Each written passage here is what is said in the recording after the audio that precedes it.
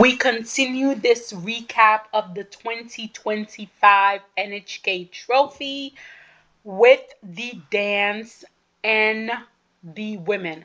I have to say, at this event, I really didn't feel that emotional with the ice dance. I think everything has already been taken out of me for the ice dance. All the joy, all the expectation I had this season for the ice dance is gone. I've gone through the 5 stages of grief and now I'm at acceptance and I'm okay. I'm okay with that. I'm okay with where ice dance is. Now, someone asked in the comment, I'm so sorry, I forgot who it was that asked how I felt about Piper Gillis and Paul Poirier's packaging, Piper's outfit in particular. I don't like it. I don't know what is going on with these women this season. It's as if they were like, it's the Olympic season and we're not gonna try. This is the season where you should be spending the money. This is the season where you need to be bling the hell up. And this is the season where the women are just like, no, no. Her outfit looks Halloweenish. It looks garish. And I'll be quite honest, I don't think anyone on RuPaul Drag Queen would be caught alive in her outfit. The only positive side to it is that I don't think anyone on RuPaul Drag Queen would be caught alive or dead in Madison Chalk's outfit. So I think it's a question of the lesser of two awful. And I guess in that way, Piper is winning because her outfit is way less awful than what Madison Chalk had to give us. But no, I don't like their packaging either. The packaging for me this season is a major disappointment. If I have to be honest, I feel like the only ice dance women who really are giving it to me would be Allison Reed. Even though I feel like I'm Too Sexy requires something a little more raunchy, her dress is fabulous. And then that two-piece outfit for the free program, also fabulous. And then we have Lila Lewis, that little British ice outfit tailored to her to a T. It is so Spice Girl. It is so British. It is so on theme. It is so on point. She looks fabulous in that outfit. Those are really the two women that I feel like understood the assignment overall because they were the two ice dance team who started competing the earliest this season that they possibly could. They got all of the feedback. I'll be honest, when I first saw Allison and Salusa's program, I was not a big fan. When I saw Lewis and Lila's programs, I was not a big fan. But they kept competing, kept building, and the programs kept improving. They got criticism, they reorganized, they improved little by little. So they understood the assignment. They want to be at an Olympic and they want to possibly medal. Honestly, for me right now, based on everything that I've seen, I would be perfectly okay if Lawrence and Guillaume win, and then you had a podium made up of Lila and Lewis and Allison and Salus because they're the ones who seem like they want the medal. I don't know what the other teams are doing. They don't seem like they want an Olympic medal. They don't seem like they're competing. So for me, all the other packaging of the top pairs was a major disappointment. The and I understand the theme of the rhythm dance itself is a major disappointment. So there's not much that, these pairs can do, but I felt like the packaging is the one area where it could have been salvaged, where they could have done some things, and I'm highly disappointed with what we have. So, anyways, the ice dance here, which was no surprise, was Lila Fear and Lewis Gibson in first place. In second place was Charlene Gennard and Marco Fabri. In third place, very happy to see this, Caroline Green and Michael Parson. Oh, I'll get back to that. In fourth place was Natalie Teslarova and Philippe Teslar. In fifth place was Katerina Wolf-Koskin and Dmitry Tesravsky. In sixth place was Maya Shibutani and Alex Shibutani.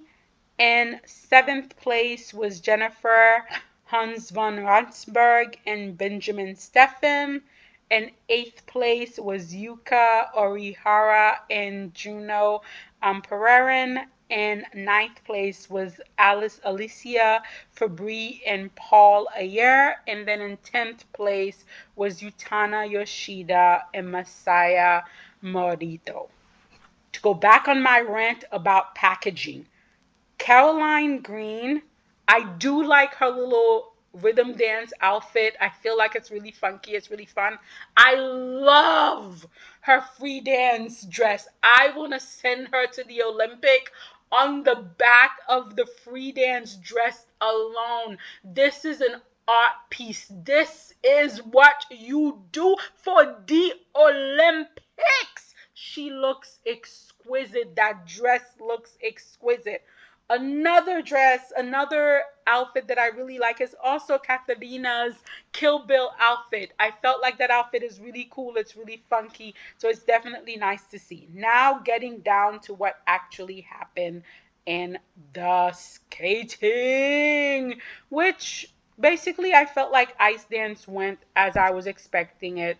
I didn't get much of a heartburn from it. So there was some heart pain, but not that much. Like the one that really broke my heart was definitely Utana and Messiah. I feel like this pair has improved so much. That rhythm dance, they have so much energy, they have so much fun to go with it, that you could tell this pair has potential. It's unfortunate about the free dance. First of all, they went back to an old free dance. I don't know why, because I felt like the Romeo and Juliet was really working for them. She was selling the hell out of Juliet. It looked really good on them, but for some reason they decided to change. I want to say that maybe it's the nerve of competing on home ice. I feel like competing at home in front of family and friends can go one or two ways for athletes and especially for skaters. They either feed off that energy and they have an incredible event, or the pressure gets to them and they just kind of imploded. And that's kind of what happened to poor Utana and Messiah at this event. It was a minor implosion, but we know that they're capable of so much more. So it was very sad to see. Alicia and Paul, Mr. Bombastic is Shaggy is a choice. I don't know if it's a choice that I would make, but it is a choice to make from the catalog of the 90s song. I will say to them, at least they didn't go Backstreet Boys. So that alone is a positive in my book. Uh they are very fast pair. They do cover a lot of ice. I don't think the programs really suit this skater. The free program is a very generic, nice program, but there's nothing memorable about it. There's nothing wow about it. For me, this pair is a nice pair that doesn't really do much for me, to be perfectly honest. Then we got to two of my favorites, Yuka and I am a little disappointed in their rhythm dance. I was expecting something a little more original. Now, I know there was an error in the Twizzles, which didn't help their scores overall, but I don't know. I'm just disappointed overall with this rhythm dance theme, and I somehow felt like they would be the one to really salvage it for me, so I am a little disappointed. However, that free dance is cracktastic. It is acidly wonderful, and it is so tailored to their madness that I love it. If there's one thing that I do love, it is definitely skaters with a unique perspective, with an identity, with a voice in a story to tell. And I feel like Yuka and Yuna always have a story to tell. It's always fun, it's always quirky, and I'm always there to go on that acid inducing ride with them, as I am right now with this free dance. Then Jennifer and Benjamin, I like the fact that they picked a different music for the rhythm dance. We don't see their piece of music being competed in the juniors and the seniors and everywhere in between. I do like that for them.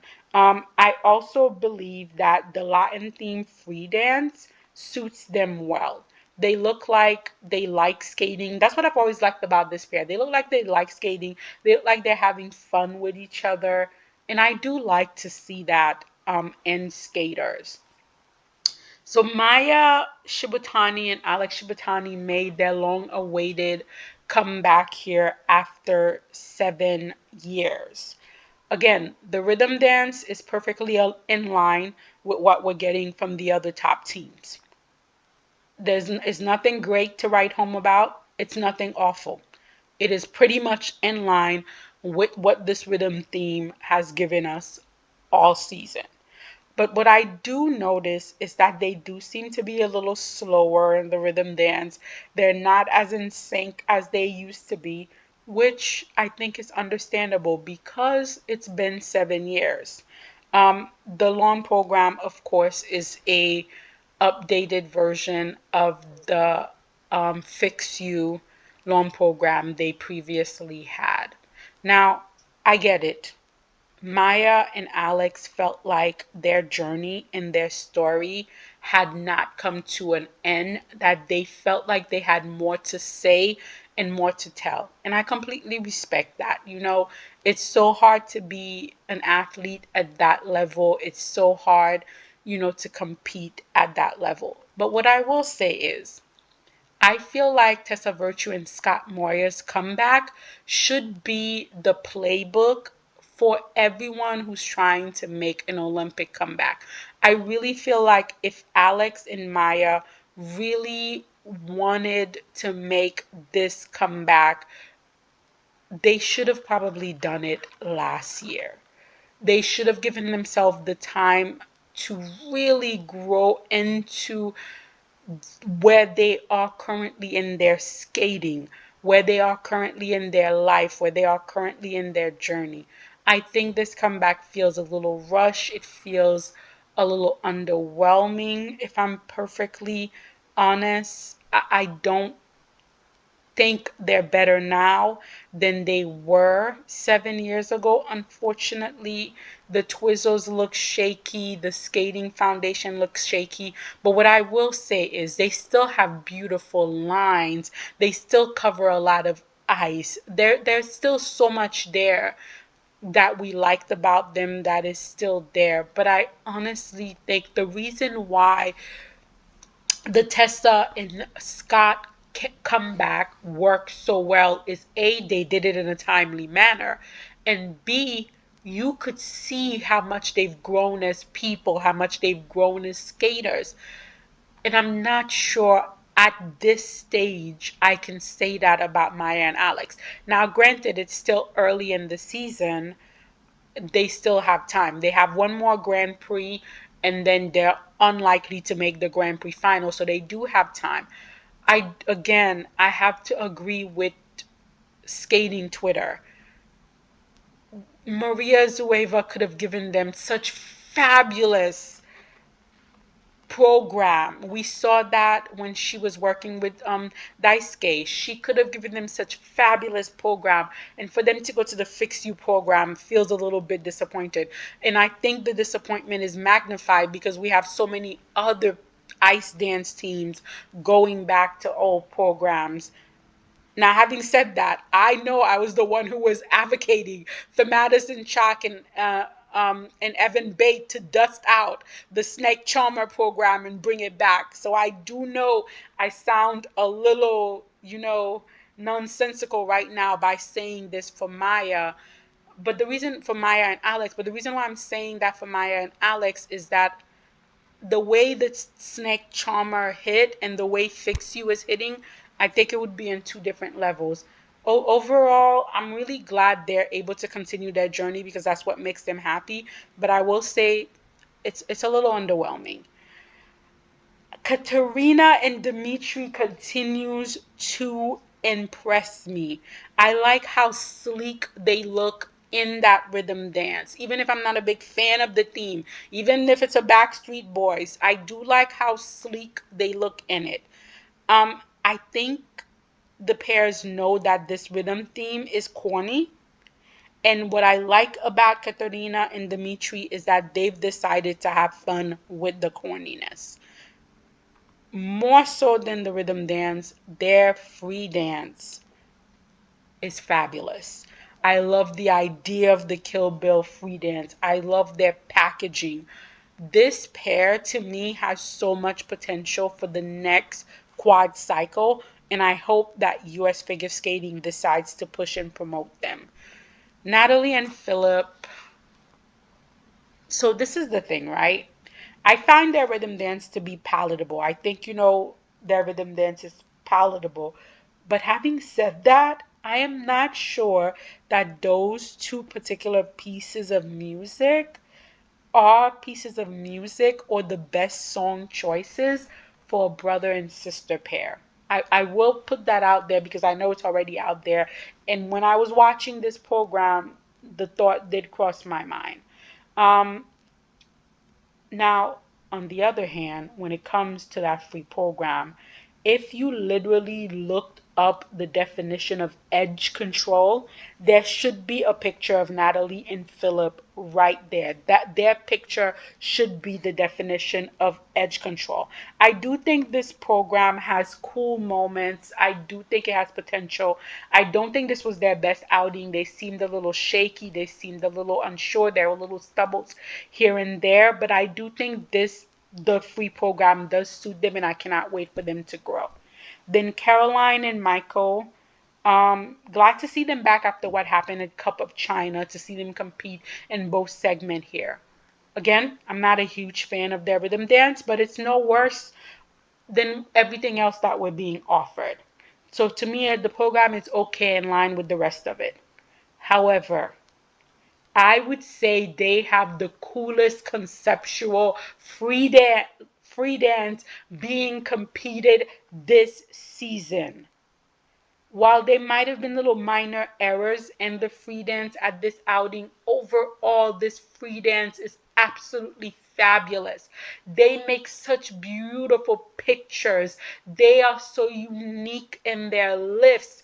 They are so avant-garde, and this is what I want to see when ice dance try to go avant-garde. It's Caroline and Michael. I'm not a fan of the rhythm dance, but I'm not a fan of the rhythm dance theme as a whole. But I do love where this pair is going in terms of their free dance, in terms of its construction.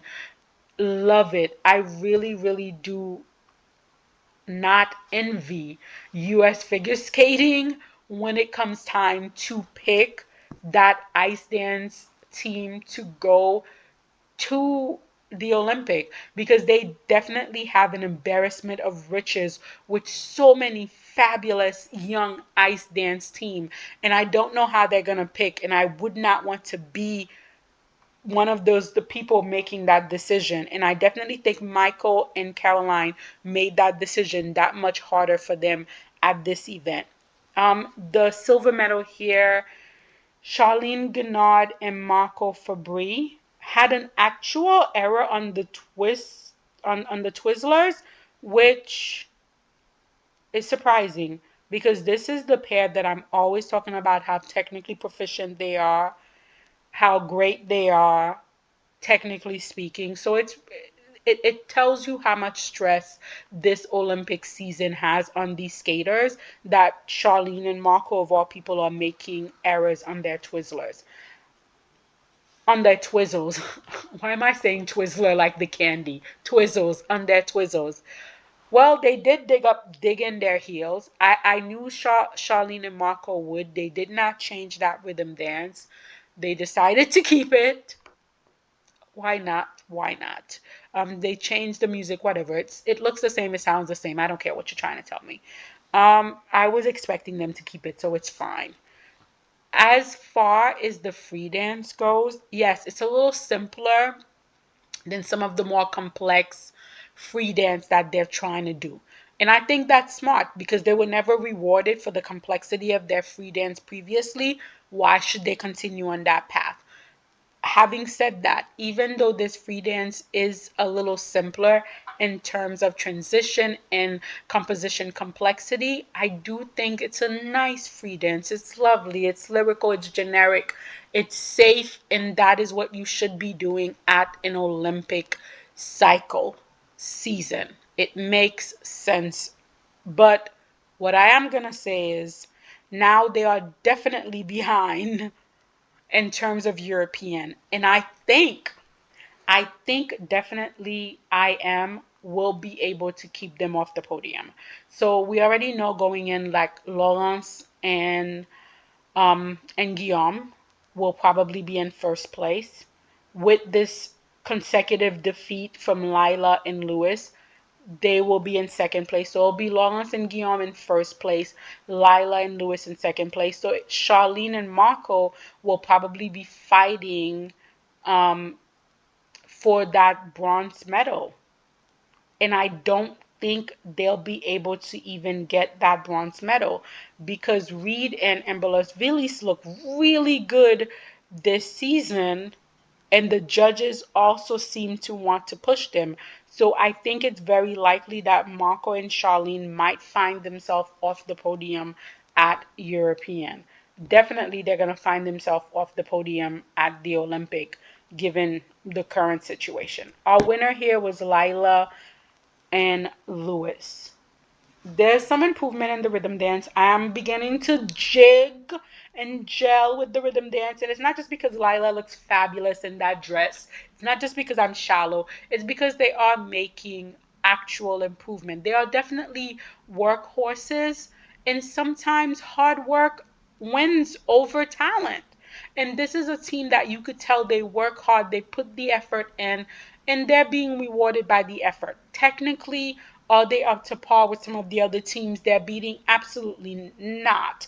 My girl Lila looks fabulous, but you know she's being dragged around by Lewis. My poor girl cannot find the edge to save her life, but it's okay because she sells whatever it is you give her to a T. This is a team that knows their strength and they play to their strength, and I really like that about them. The free dance is growing on me. Honestly, I really disliked the free dance when I saw it at the beginning of the season. But that's the beauty of competing so early in the season, is that you have the chance to make improvement. And they've definitely made improvement in the free dance. It is definitely growing on me. It's growing on me, guys. And then finally, we made our way to the women. The women both brought me immense joy and incredible pain. On the one hand, I was soaring with Kaori Sakamoto. On the other hand, I was dying with Wakaba Higuchi. The women had me feeling bipolar. I wanted to call up my doctor and get some medication. Definitely, I'm going to need a therapy session with my therapist. This was very not good for my emotional well being. But the result here for the women at the 2025 NHK Trophy, Kaori Sakamoto won it here. Wonderful. Sofia Semendolkina came in second place. Luna Hendricks got the bronze medal. A very, very close bronze medal.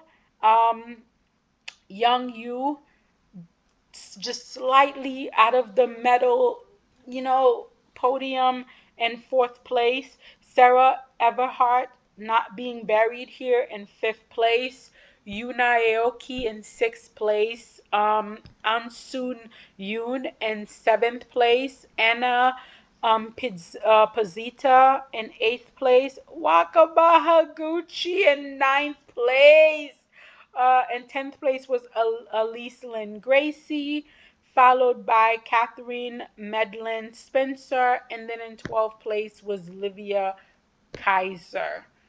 The women again did not stress me out. What I did love about this women's event is that the one and only legend, Miss Midori Ito, was the one giving out the medals to the women at the 2025 NHK Trophy. And I felt like this was such a wonderful moment to see the woman that started the legend of Japanese women skating giving a gold medal to the woman that is currently keeping that legacy going. wonderful things to see, wonderful things to see. So in 12th place here, Livia Kaiser.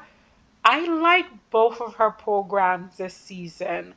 To do a Whitney Houston program is not an easy feat, and she has beautiful moments in that program. Unfortunately, her jumps are nowhere to be found. Technically, she's just struggling so much this season and is just not competitive. But in terms of the programs are really good. Catherine, who was a skater that came out really strong last season, technically, I'm not too sure what happens if she's injured or if it's just mental. She really seems to be struggling this season with her jumps, which is really sad to see.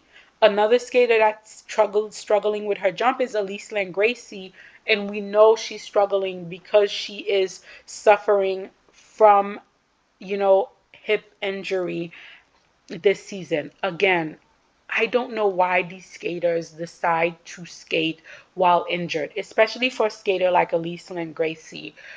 Her chances of making that Olympic team is really, it's very slim.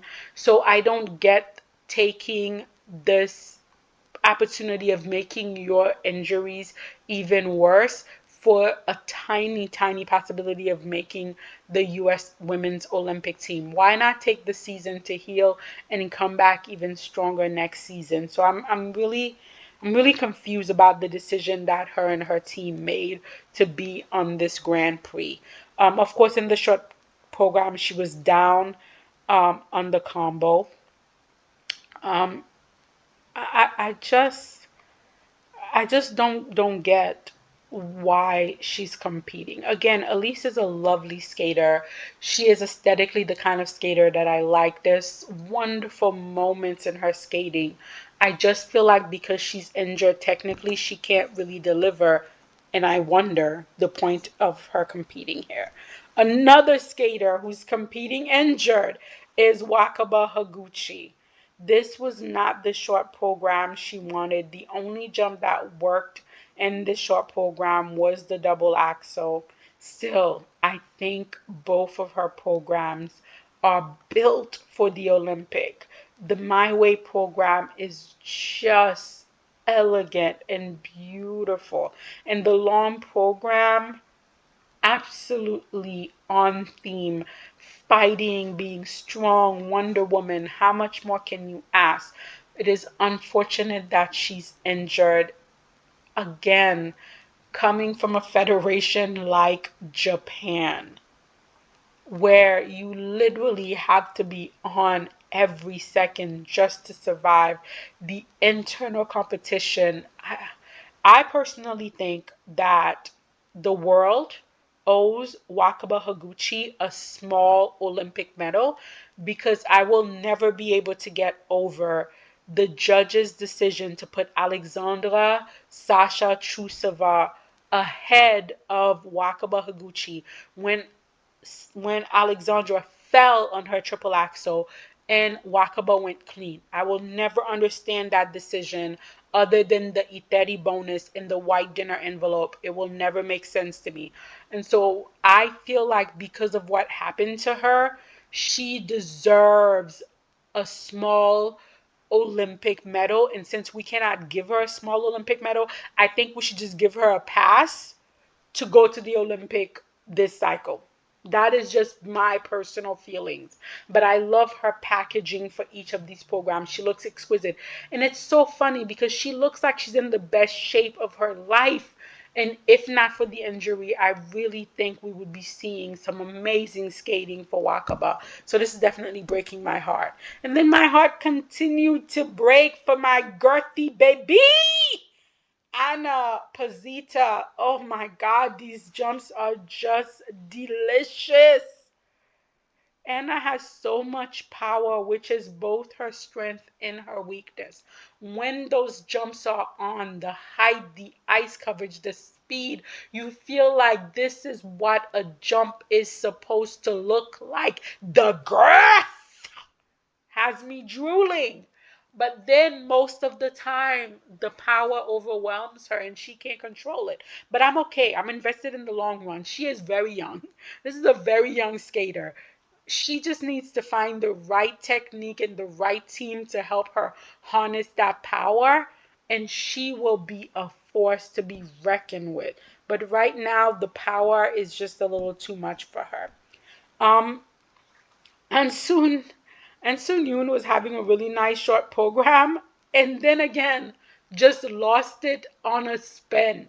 Is that like a concentration thing, or is it like they don't run the spins enough? I don't know what it is, but I was like, yes, yes, yes, and then towards the finish line I was like, darn it, she lost it on a spin. But I would say take this as a clean short program. It's moving in the right direction.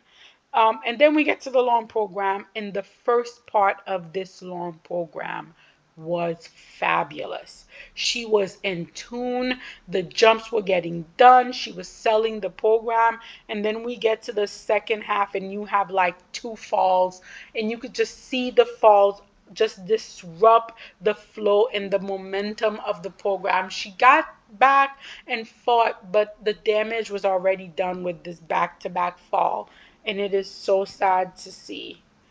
I would like to say I want justice both for Wakaba Higuchi and Yuna Aoki's PCS scores. I think the PCS scores that these two skaters are getting is just disgusting. And who do I blame for that? The Japanese Figure Skating Federation.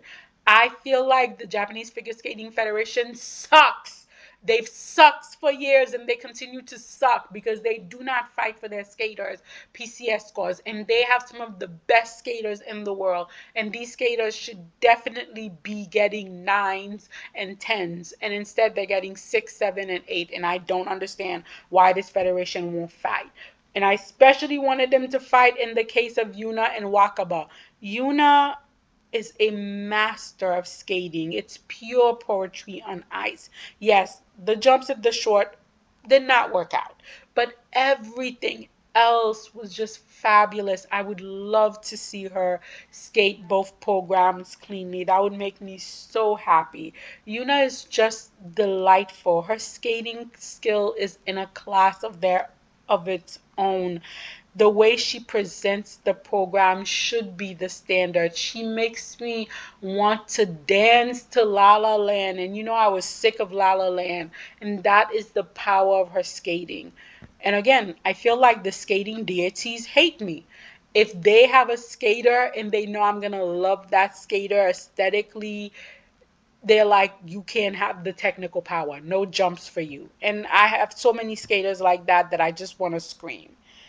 Sarah Everhart, well, you know, she was buried last time we saw her. And I can't help but wonder if that took the fight out of her because I just feel like the fall on the triple loop in the short program was just so uncharacteristic of her. And then in the long program, we unfortunately saw a continuation of her to struggle with the under rotation.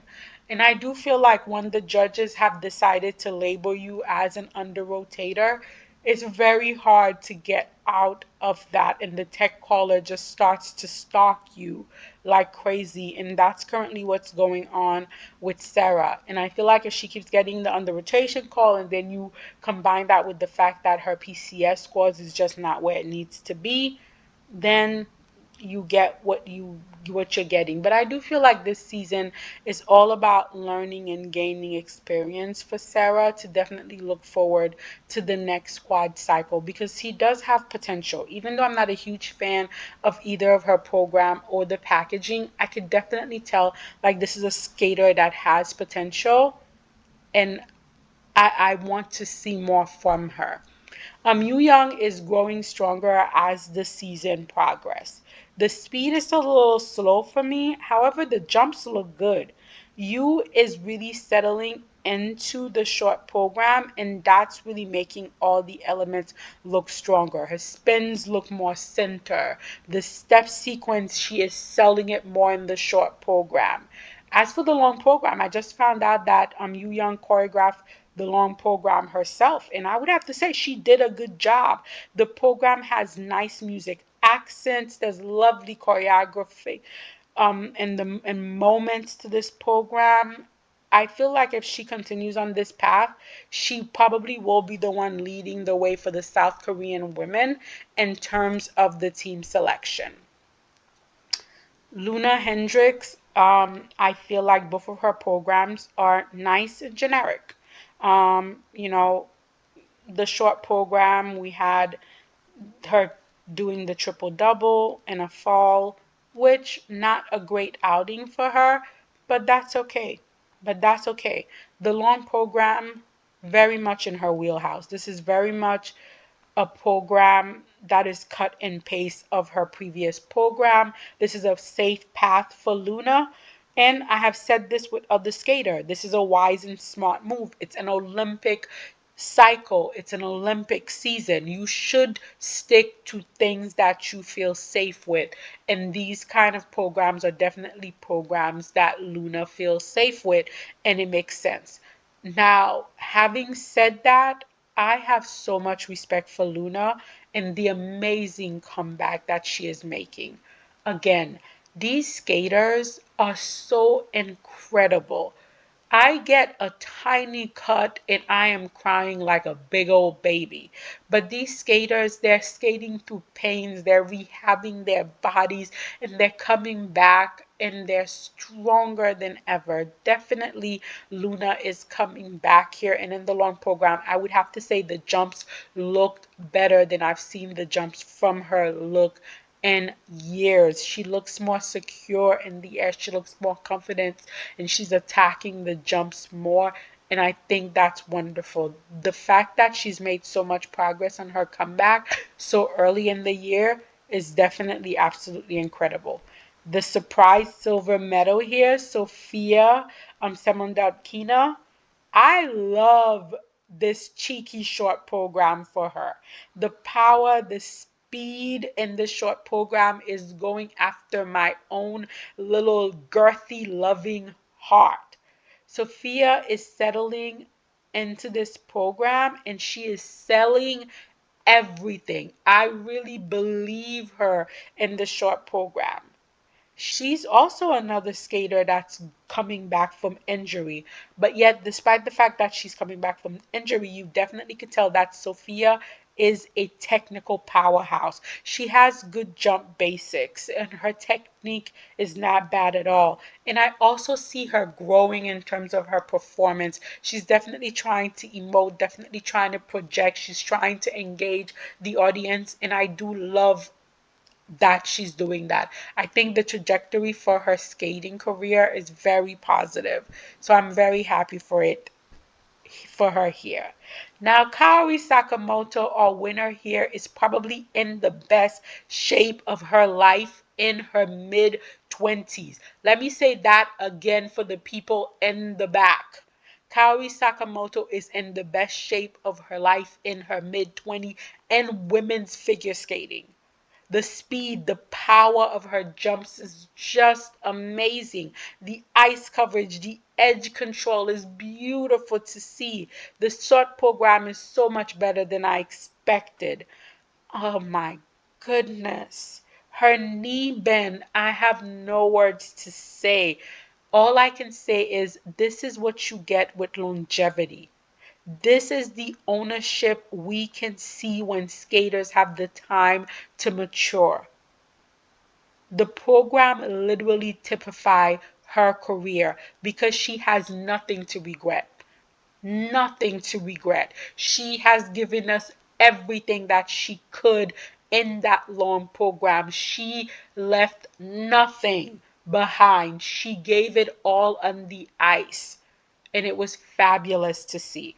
Again, this women's competition, other than my extreme happiness for Kaori and my extreme sadness for Wakaba making me want to call my doctor for a prescription, I felt like this was a very good outing for the women here. This was a very good outing in Japan. Just absolutely wonderful.